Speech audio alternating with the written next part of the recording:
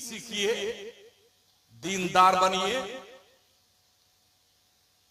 और दुनिया की तालीम इतनी सीखिए कि दुनिया के उन कौमों को भी पीछे छोड़ने के लिए, बराबर भी नहीं जा सकते, पीछे तो दूर की बात रही, पीछे छोड़ने के लिए हमें बहुत कुछ जतन करना पड़ेगा।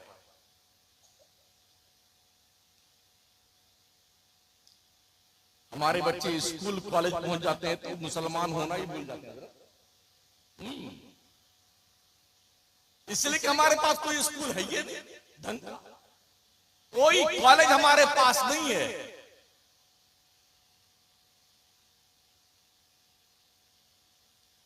तो वहां पर क्या तवक्को आप रखते हैं? अव्वल तो बड़े बड़े कॉलेज में इस वक्त हमारी मुस्लिम कम्युनिटी के बच्चों की, बच्चियों की एंट्री ही नहीं होने दी जाती है। अब तो बाज़ाब्ता ऐलान किया जाता है यहां पर बुर्का पहनने वाली बच्ची का एडमिशन नहीं होगा।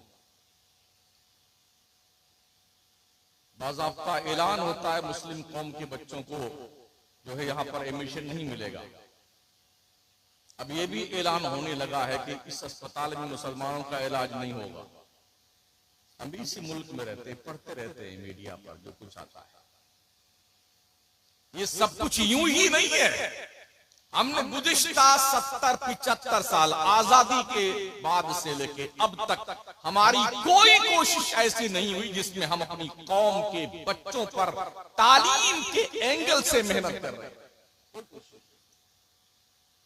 आज इनका लंगर है, कल उनका लंगर है, परसों उस बाबा का उर्स है, तरसों उस बाबा का उर्स है, परसों वहां मेला भरा जाएगा, तरसों वहां मेला भरा जाएगा, यहाँ खिचड़ा बनेगा, वहां मलीदा बनेगा, शरबत बनाया जाएगा। खा खा करके मुचटंडे हो जाने वालों, तरक्की करने वाली कौमों का ये मिजाज नहीं होता है।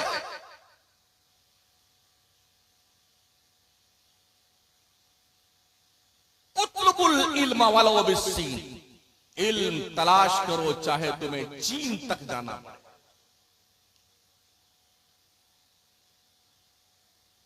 जितनी तवज्जो और जितना फोर्स इस्लाम ने तालीम पर डाला है, उतना उल्टा ही मुसलमान तालीम से दूर होता गया। और जब तक मुस्लिम कम्युनिटी के पास इल्म था, दुनिया के तीन बर्रे आजम पर हमने हुकूमत की है। किसी की जुर्रत न थी कि मुसलमानों की तरफ आंख उठा के देख सके। तालीम के मैदान आज की तारीख की साइंस की दुनिया टोटल मुसलमानों के दस्तरखान से पड़े हुए टुकड़े खा करके लोग इंजीनियर और जने क्या क्या बन रहे और साइंटिस्ट बन रहे।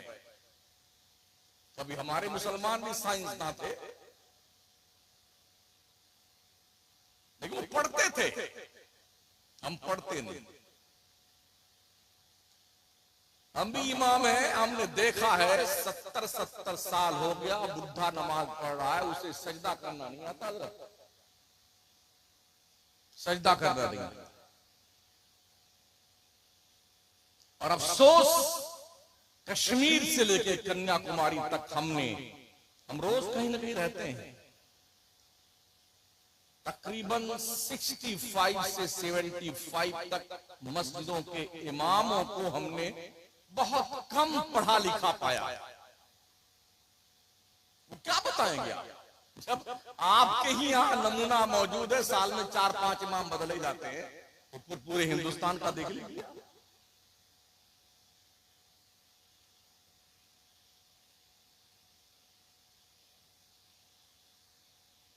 सोचिए और 100 बार सोचिए, अब भी जाग जाओ, फिर कुछ सुधरना हो जाए। देर तो बहुत हो चुकी है, लेकिन कुछ हासिल कर। ऐसा मत करो चलो तुम उधर को हवा हो जिधर की। जी नहीं, मारहरा के सादात का ये जुमला याद रहे, आधी रोटी खाओ, बच्चों को पढ़ाओ।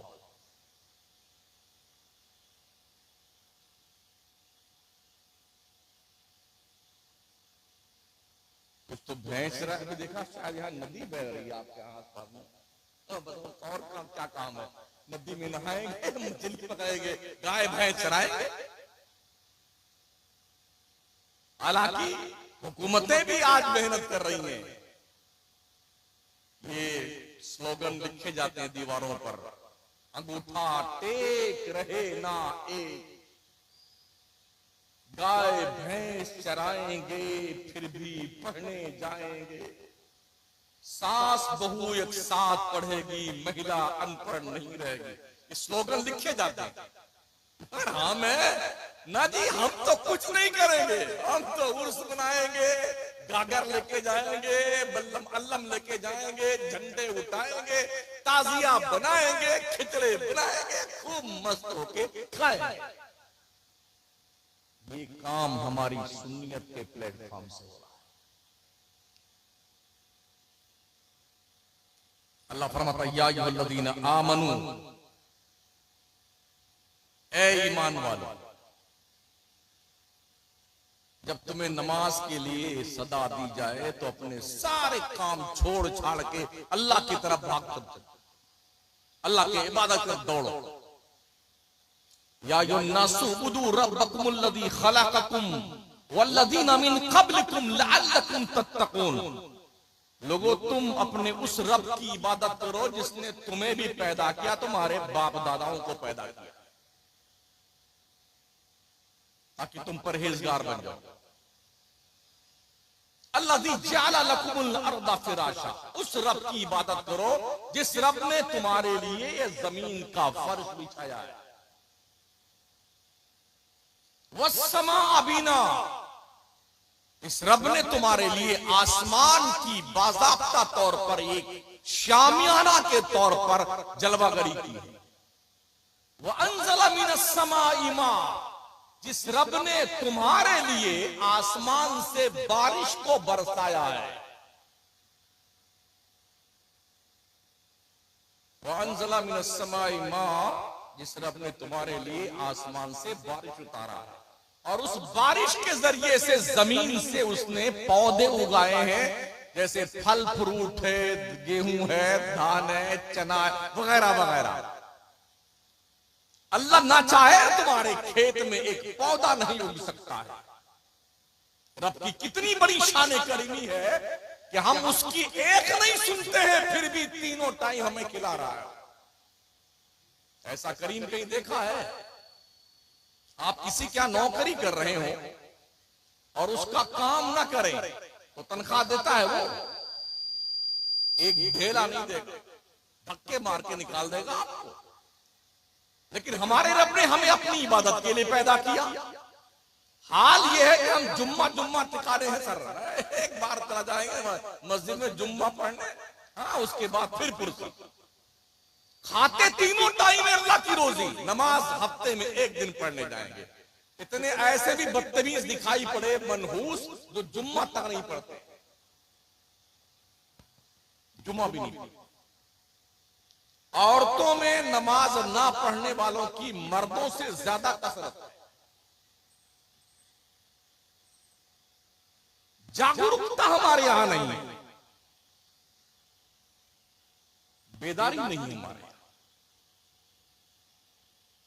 अगर आपने नमाज और इमामत, ये इमाम के लिए जो है कि आप ही हजरत पढ़ते रहिए।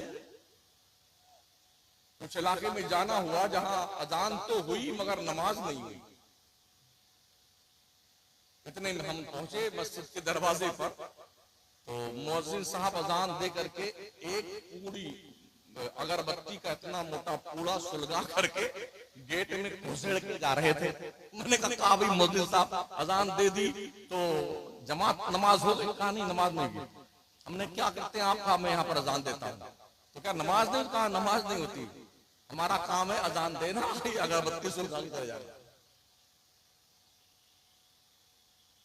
ये हालात हमारे। फेस टू फेस जो मैंने बात की है ना, मस्जिद के गेट पे पहुंच कर मुअज्जिन से, वो बात मैं कर रहा हूं आपके सामने।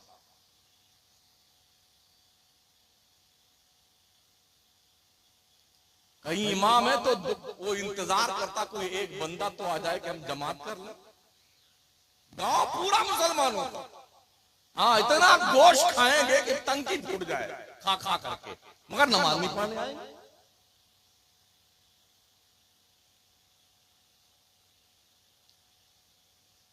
इबादत कर लो अपने रब की, जहां तुम्हारा बाप नहीं काम आएगा, तुम्हारी मां नहीं काम आएगी, तुम्हारा रिश्तेदार काम नहीं आएगा ना, ये नमाज तेरे लिए वहां अल्लाह की तरफ से रोशनी बन के तेरी कब्र में आएगा।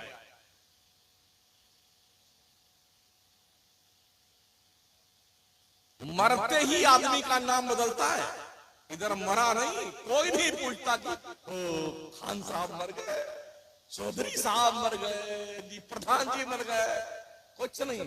मुर्दा मुर्दा मुर्दा, कौन सा मुर्दा? जो आएगा ही भाई साहब कितना देर बाकी दफनाने में, कितना टाइम लगेगा दफनाने में? अरे यार अभी मरा ही बेचारा है, कब्र तैयार हो गई साहब, हाँ कफर बना गया, हाँ भाई जल्दी कीजिए जल्दी कीजिए जल्दी कीजिए। क्या शानदार बिल्डिंग बनाई थी अब्बा हुजूर ने, दादा हुजूर ने, और इधर मरे नहीं कि जल्दी कीजिए जल्दी कीजिए, निकाला इसको मकान से। तुम रहने के काबिल नहीं रहते हो, मरने के बाद अपने घर में रहते हो। और जाके पूछो जो कब्रिस्तान में जा चुके हैं, पूरी बॉडी डिकम्पोज हो गई है, ये कब्र की मिट्टी मुर्दों की हड्डियां तक खा गई है। शहरे खामोशा में जाके पूछे प्रधान जी कैसे हैं आप, खान साहब तबीयत शरीफ कैसी है आप, जाके पूछ के आइए ना। अभी एक साहब का एक मेरे पास फोटो एक साहब ने भेजा, कब्र का एक फोटो था, उस कब्र के ऊपर जो है जो कतबा लगा हुआ था पत्थर का, उसमें उनकी डिग्रियां लिखी हुई थी। जनाब फला साहब इन्होंने एम.टेक लंदन से किया है, बी.टेक कहां से किया है, ये पूरी लिस्ट लिखी हुई मुर्दे के कब्र के सामने जो कतबा लिखा था पत्थर का, उसमें उसकी एम.टेक और बी.टेक और लंदन और बर्तानिया की डिग्री। अरे हमने कहा मर्दूर मुनकर नकीर तेरी डिग्री से क्या लेना तेरा, क्या करना मुनकर नकीर को तेरी डिग्री देकर, तू कहां पढ़ के आया है कहां नहीं, वो तो तेरी कब्र में आएंगे, तीन ही सवाल करते हैं, इज्जत से जवाब दे दे वरना तेरी कब्र को जहन्नम बना के चले जाएंगे। क्या आप सोचते हैं कि मरने वाला चुपचाप सो जाता है, कुछ नहीं बोलता है और ये अंदर खैरियत से होता है? जी नहीं, खैरियत से नहीं होता है। अगर ईमान के साथ नहीं गया है ना तो खैरियत की तो ऐसी तैसी हो जाती है। मुनकर नकीर जब निकलते हैं ना कब्र से सवाल जवाब करके, तो जो ईमान से खाली होता है उसकी कब्र को जहन्नम के आग के अंगारों से दहका दिया जाता है और मुर्दा जलता रहता है, चीखता चिल्लाता रहता है, उसकी आवाज बाहर नहीं आती है। मुर्दे की उस आवाज को जानवर सुनते हैं, इंसान नहीं। अगर इंसान मुर्दों की आवाज सुन ले ना तो दुनिया में रहना भूल जाएगा। किसी के साथ कोई कब्र में आज तक नहीं गया है। अब्बा भी अकेले जा रहे हैं, अम्मा भी अकेले जा रही है, भैया भी अकेले गए, गुड़िया भी अकेले गई, बेगम साहिबा भी अकेले गई, सब अपने अपने हिसाब किताब से अपनी कब्र में जा रहे हैं और सब ने हिसाब किताब का भुगतान करना है। इसलिए जिंदगी के आमाल का चैप्टर क्लीन कर लो ताकि मरने के बाद तेरी कब्र में अल्लाह के रहमतों की बारिश हो। ये जिंदगी तो गुजर जाएगी यार। कोई जुब्बा पहन के जीता है तो उसको भी मरना है, कोई कुर्ता पजामा पहन के जिएगा वो भी मरेगा, कोई फटा पुराना कपड़ा पहन के जिएगा वो भी मरेगा, कोई नंगा धुरंगा जिएगा उसको भी मरना है। सबको मर के कब्र में जाना है। ये भी कोई जरूरी नहीं कि सबको कब्र का कोई हिस्सा मिले। कुछ दरिया में डूब जाते हैं तो मछलियां तनाव फरमा लेती हैं, कछुए खा जाते हैं, कुछ जल जाते हैं तो उनकी राख खत्म हो जाती है। जो कब्रों में जाते हैं ना उनका अंजाम बड़ा भयानक होता है। अगर ये मुज़्दे जाफिजा मुनकर नकीर ने ना दिया, नम कनामतिल अरूस सो जा ऐसे जैसे दुल्हन सोती है, तो फिर समझ लो उसी दिन से भुगतान शुरू है। अल्लाह के नबी अलैहिस्सलाम फरमाते हैं, मुर्दे को कब्र ऐसे दबाती है ना, जो गुनहगार काफिर मुशरिक बंदे होते हैं ना, ये पसलियां जो है ना आपस में ऐसे एक दूसरे से गुत्थम गुत्था हो जाता है।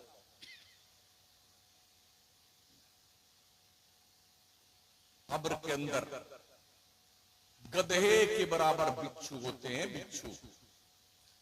हमने जो आज तक बिच्छू देखे, इतने बड़े लाश। कब्र में जो अजाब के लिए आते हैं ना, वो गधे के बराबर होते हैं।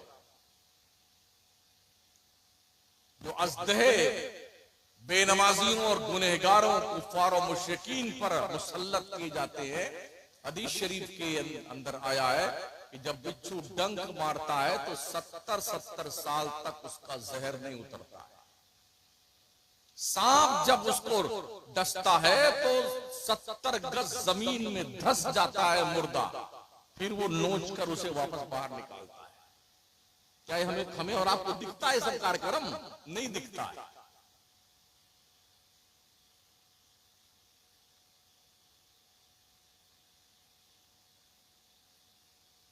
याद रखना, आगाह अपनी मौत से कोई बशर नहीं।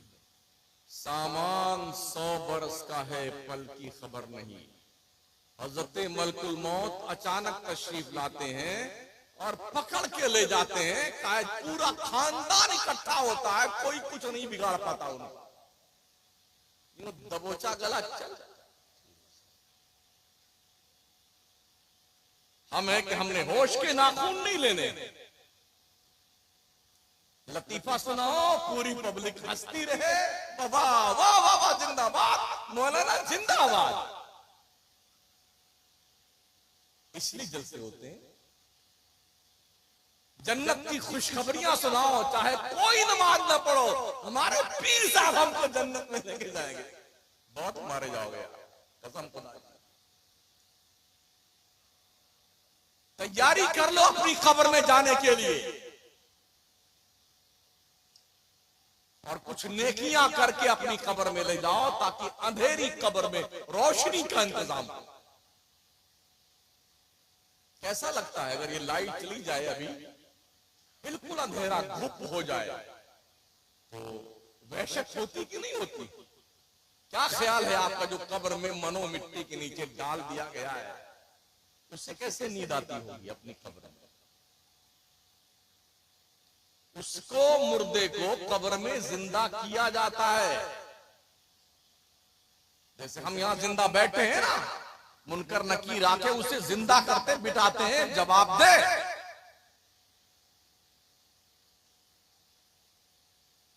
अब पूछिए उस मुर्दे से जो अंधेरी कोठरी में बैठा हुआ। यहां अभी हमको गर्मी लग रही, सबको गर्मी लग रही है। मट्टी के नीचे क्या वहां गर्मी नहीं लगती?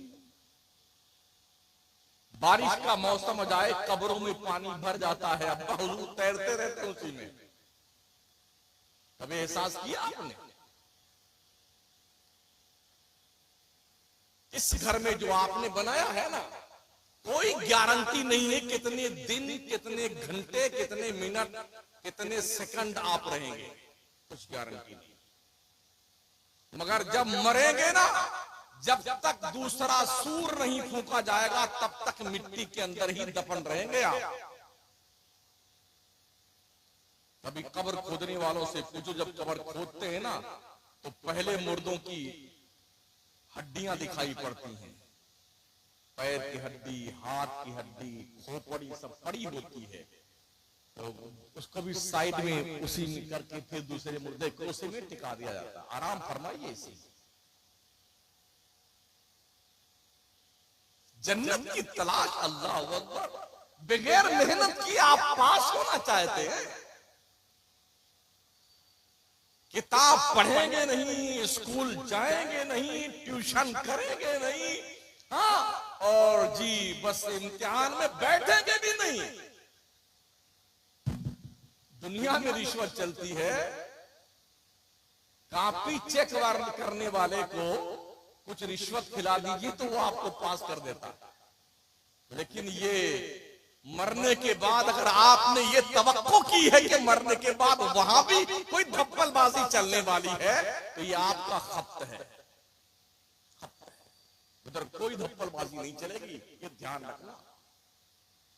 प्यारे आका सल्लल्लाहु ताला अलैहि वसल्लम के प्यारे दीवाने, अगर आपको पता चल जाए कल इतने ही बजे 24 घंटे के बाद आपकी मौत वाक़ई होने वाली है, और फिर आपको एक ऑप्शन दिया जाए, आज तक की तारीख में आप कितने साल के हैं, 25, 50, 60, 70, 80, 90, एक नेकी ऐसी ढूंढ कर बताओ जो अल्लाह के दरबार में तुम पेश करके अल्लाह के अजाब से बच सकते हो।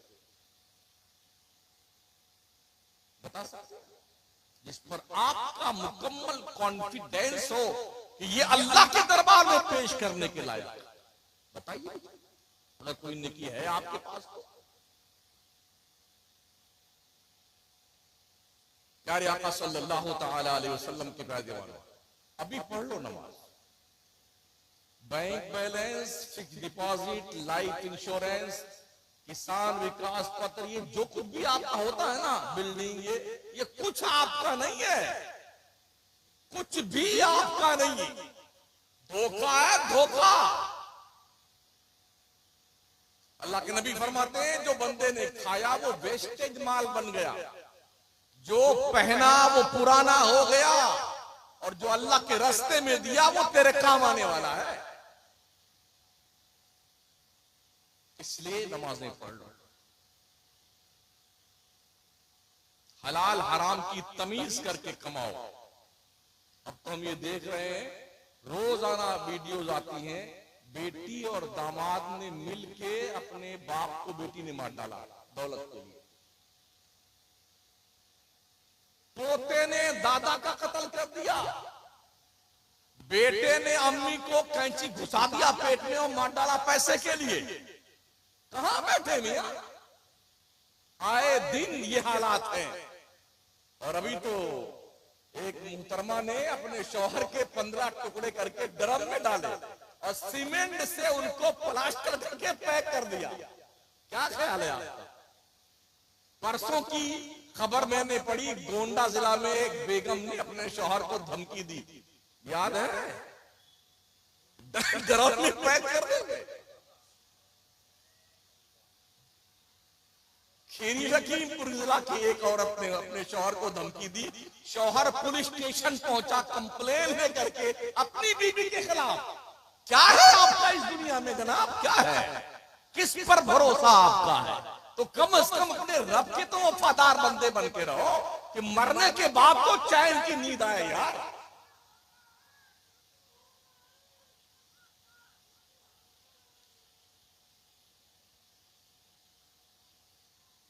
ये इस कौम की तरबियत है। सोचिए, तो जन्नत के ख्वाब देखते हैं जागती आंखों से। हाँ,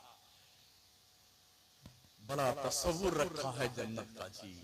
हाँ, जन्नत में जाएंगे, जन्नत में जाएंगे, जन्नत में जाएंगे। बड़ी कठिन है डगर पंडित की, याद रखना साथ। अल्लाह फरमाता हुआ मुरहलका बिस्सलाति वस्तबिर अलैहा ला नसलुका रिज़्क़ा नहनु नरज़ुकुक वल आक़िबतु लित्तक़वा।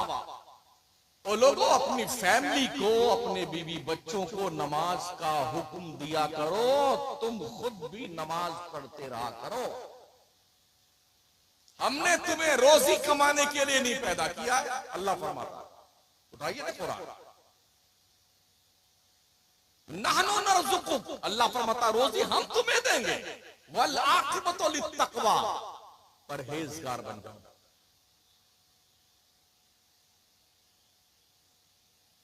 ये नदी अगर सूख जाए ना, किसी का बाप एक कतरा पानी निकाल के बताए ना, अगर अल्लाह की मर्जी नहीं है।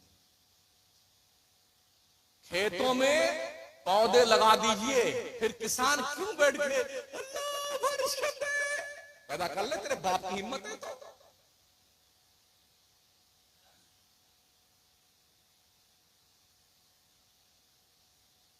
अल्लाह पालता है अपने बंदों को। वो कीड़े मकोड़ों को रोजी देता है, चींटियों को रोजी देता है, दरिंदों चरिंदों परिंदों को रोजी देता है, हमें भी रोजी दे रहा है। हालांकि हम इस बात के हकदार नहीं है, हम रब की नहीं मानते, हमें रोजी नहीं मिलनी चाहिए, लेकिन फिर भी अल्लाह हमें खिलाया जाए। शायद बंदा अब मान जाए, शायद अब मान जाए, शायद इसका दिमाग अब ठीक हो जाए। मगर अफसोस ये है, हमारे जलसों का एक मिजाज है, हर मौलाना अपनी तकरीर सेट किए हुए है, 15 करामत बयान कर देगा गौस पाक की और नारे लगे जिंदाबाद जिंदाबाद, और पब्लिक कूद कूद के नारे लगाएगी। इस मौलाना को अगले साल फिर बुलाना। सारे जलसों का निजाम भ्रष्ट हो चुका है पूरे मुल्क में। 2-2, 3-3 तकरीरें याद करके पूरे मुल्क के जलसों की तबाही और बर्बादी का सबब बन चुका है खतीब। कौम को किस चीज की जरूरत है? एंटीबायोटिक दवा देने से मर्ज ठीक नहीं होता है। अगर यहां पर थोड़ा फुंसी पैदा हो जाए जो दवाओं से अच्छा नहीं होता, तो इसको चीर करके मवाद निकालना पड़ता है। आज हमारी कौम की कंडीशन ये, इसकी बदअमली का जो नासूर बन चुका है, उसे बाज़ाब्ता तौर पर एंटीबायोटिक दवा से नहीं, बल्कि इसे चीर फाड़ करके मवाद निकालने की जरूरत है। लेकिन लोगों को ये बात अच्छी नहीं लगती। कौम बेहिस है, हमको तो बस लोरियां देते रहिए, माशाल्लाह क्या जन्नत है। 3 बार, एक बार सुभान अल्लाह कह दो तो ओहो 10 पेड़ तुम्हारे जन्नत में लग गए। एक बार सुभान अल्लाह कह दो 10 पेड़ जन्नत में लग गए। तो लोग समझते हैं माशाल्लाह, अब बैठे बैठे सुभान अल्लाह ही कहा करो।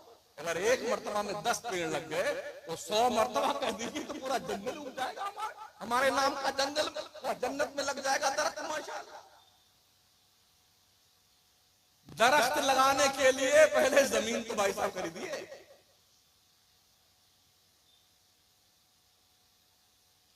फिर इस गांव का नाम भूल गया, बैरुआ के लोगों, इस बैरुआ की जमीन पर आपके नाम की 1 भी इंच जमीन नहीं, और नर्सरी से 10 पेड़ ले आइए, किसकी जमीन में लगाएंगे?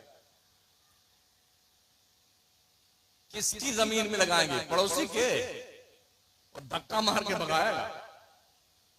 तो जन्नत में पहले जमीन खरीद लो, जमीन, फिर वो पेड़ लगाइएगा 10 पेड़ सुभान अल्लाह कह करके।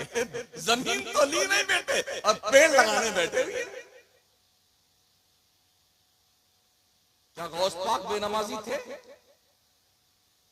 क्या गरीब नवाज बेनमाजी थे? क्या फातिमा जहरा बेनमाजी थी?